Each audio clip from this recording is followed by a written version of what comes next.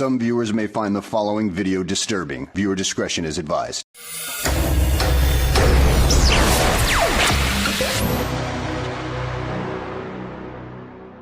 Monarch programming is a method of mind control used by numerous organizations for covert purposes. It is a continuation of Project MKUltra, a mind control program that was developed by the CIA and tested on the military as well as civilians. These methods are astonishingly evil, and I can tell you right now, the results are horrifying. The creation of a mind-controlled slave who can be triggered at any time to perform any action required by the handler.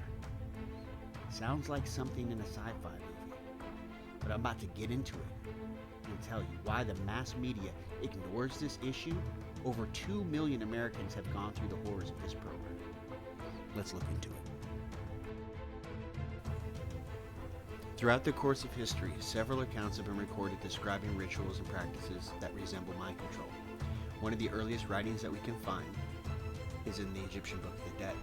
There's a compilation of rituals there that are heavily studied by today's secret societies.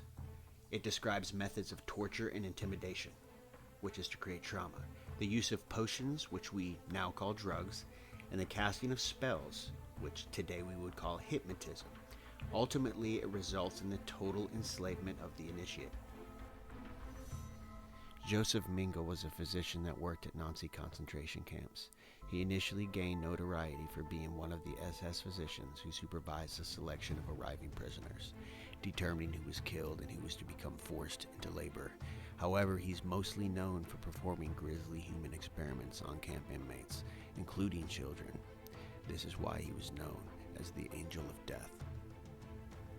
Dr. Joseph Mengele, along with 5,000 other high-ranking Nazis, were secretly moved into the United States and South America after World War II. This was called Operation Paperclip. The Nazis continued to do their work in developing mind control and rocketry technologies in secret underground military bases. The only thing that we heard about was Wernher von Braun and his rocketry work. But the killers, torturers, and mutilators of innocent human beings were kept secret and out of sight, but busy in U.S. underground military facilities, which gradually became home to thousands upon thousands of kidnapped children. They were snatched off the streets, about 1 million per year, and placed into iron bar cages stacked from floor to ceiling as part of the training. These children would be used to further refine and perfect Mengele's mind control technologies. Certain selected children, at least the ones who survived the training, would become future mind control slaves who could be used for thousands of different jobs, ranging anywhere from sexual slavery to assassinations.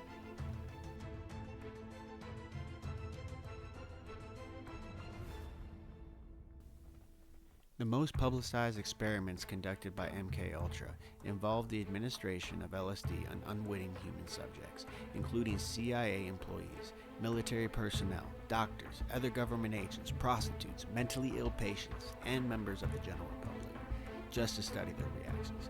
However, the scope of MKUltra does not stop. Experiments involving violent electroshocks, physical and mental torture, and abuse were used in a systematic manner on many subjects, including children. Although the admitted goals of the projects were to develop torture and interrogation methods to use on the country's enemies, some historians asserted that the project aimed to create Manchurian candidates, programmed to perform various acts such as assassinations and other covert missions. MKUltra was brought to light by various commissions in the 1970s, including the Rockefeller Commission of 1975. Although it is claimed that the CIA stopped such experiments, after these commissions, some whistleblowers have come forth stating that the project simply went underground, and the Monarch programming has become the classified successor of MKUltra.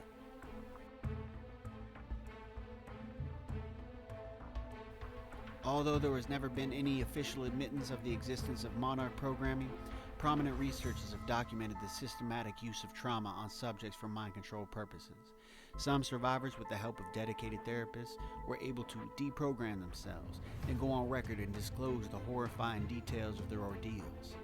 Monarch slaves are mainly used by organizations to carry out operations using patsies trained to perform specific tasks, who don't question orders, who don't remember their actions, and if they're discovered, they automatically commit suicide.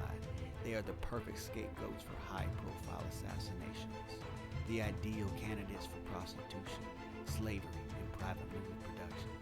They're also the perfect puppet performers for the entertainment industry.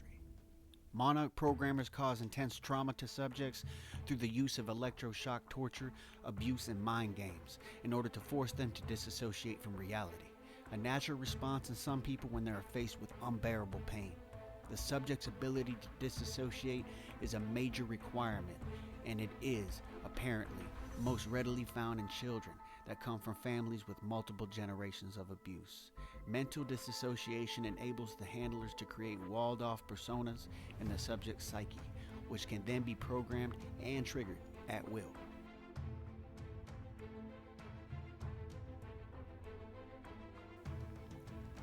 A question people often have is why Monarch? Butterflies are beautiful. Why would they call it that? Let's get into it. Monarch mind control is named after the monarch butterfly, an insect who begins its life as a worm, which represents undeveloped potential. And after a period of cocooning, which is the programming stage, it's reborn as a beautiful butterfly, the monarch slave. Some characteristics specific to the monarch butterfly are also applicable to mind control. One of the primary reasons that the Monarch mind control programming was named Monarch programming was because of the monarch butterfly. The monarch butterfly learns where it's born. That's its roots. It passes this knowledge through genetics to its offspring from generation to generation. This is one of the key animals that tips scientists off that knowledge can be passed genetically. The Monarch program is based upon Illuminati and Nazi goals to create a master race, in part through genetics. If knowledge can be passed genetically, which it is, then it's important that parents be found that can pass the correct knowledge onto those victims selected for the Monarch mind control. This is why it seems to be something that stays in families, and you will notice that it seems to be the elites and the Hollywood celebrities. It's not going to be your next door neighbor.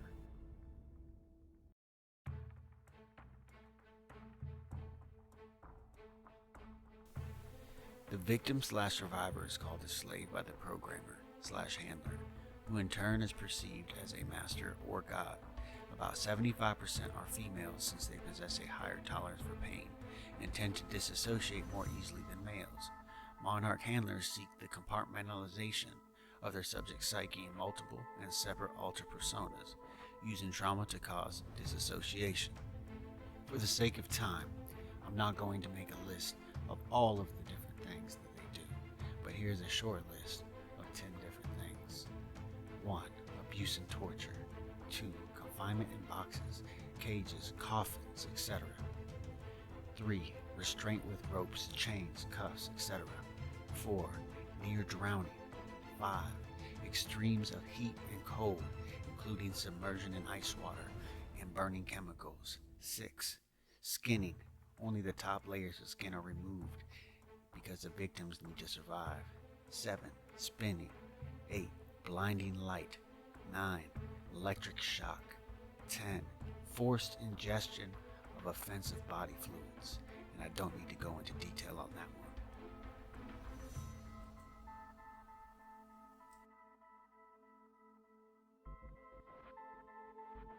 We have 4 basic brainwaves that we function on: the beta, the alpha, the theta, and the delta.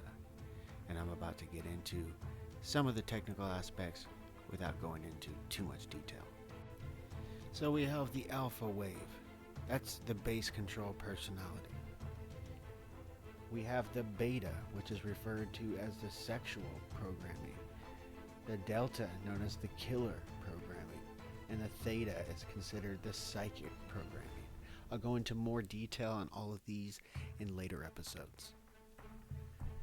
So the conclusion to this is really the beginning of a whole series of videos that I'm going to be doing on this topic, breaking down specific people like L. Ron Hubbard, Hugh Hefner, and other notable people that you would recognize. I think at the end of the day, we need to keep in mind that people are going to have a hard time believing this because it seems unbelievable. But it's going on. The CIA publicly admitted that they have a mind control project going on back in 1970. We've had movies touching on the topic, such as The Manchurian Candidate. There's real depictions and techniques like electroshock, use of trigger words, microchip implementation.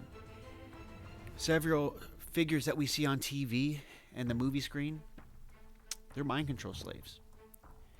Famous people such as Candy Jones, Celia and Marie, and Saran have gone on record and disclosed their mind control experiences, and yet the general public claims that it can't exist.